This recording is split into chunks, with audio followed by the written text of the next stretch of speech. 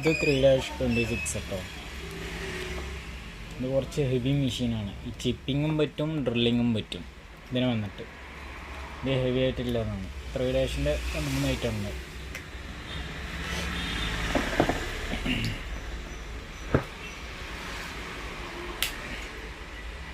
ചിപ്പിങ്,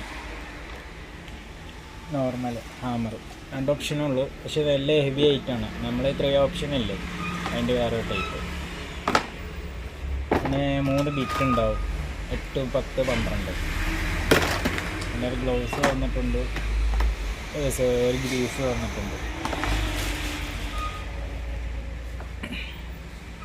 5 kg മോഡലാണ് 3- എന്ന് പറയുന്നത്.